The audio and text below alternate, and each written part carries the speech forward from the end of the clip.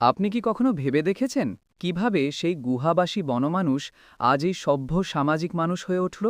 আসলে সেই বিপ্লব শুরু হয়েছিল আজ থেকে প্রায় ১.৮ মিলিয়ন বছর আগে, প্লাইস্টোসিন যুগে।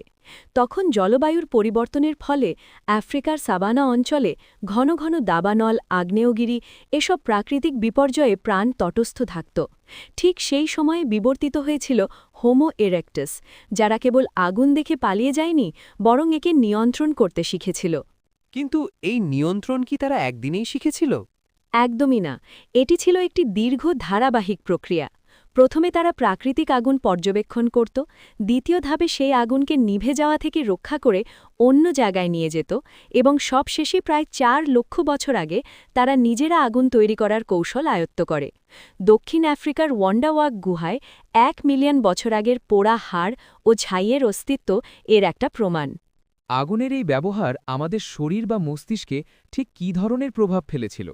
রিচার্ড র্যাংহামের কুকিং হাইপোথেসিস অনুযায়ী রান্না করা খাবার আমাদের বিবর্তনে বিশাল ভূমিকা রেখেছে। কাঁচা খাবারের তুলনায় রান্না করা খাবার দ্রুত হজম হয় এবং বেশি ক্যালোরি সরবরাহ করে। এই বাড়তি শক্তিই অস্ট্রালোপেথেকাসের ৪০০ থেকে ৫০০ সিসি মস্তিষ্কের আয়তনকে হোমো ইরেক্টাসের ৯০০ সিসি এবং পরবর্তীতে আধুনিক মানুষের ১৩০০ থেকে ১৪০০ সিসিতে নিয়ে যেতে সাহায্য করেছে।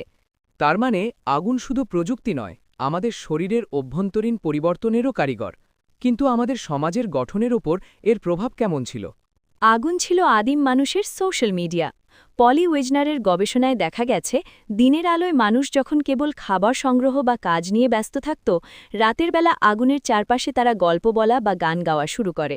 আগুনের সুরক্ষা বলয়ে এই দীর্ঘ সময় কাটানোর ফলেই আমাদের ভাষার বিকাশ ঘটে এবং গড়ে ওঠে জটিল সামাজিক নিয়ম। তাহলে কি বলা যায় যে আগুনের নিয়ন্ত্রণই আমাদের বৈজ্ঞানিক চিন্তাভাবনার ভিত্তি তৈরি করেছিল? অবশ্যই।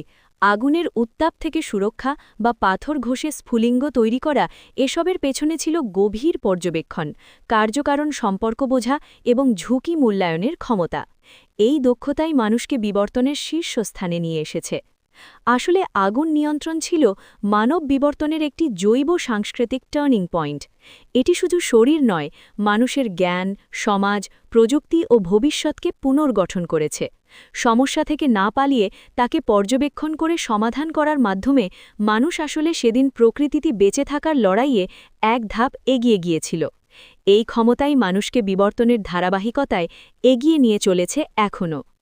আজকের পৃথিবীতে কোন প্রশ্নগুলো আমাদের পরবর্তী বিবর্তন নির্ধারণ করবে? তোমাদের মতামত কি?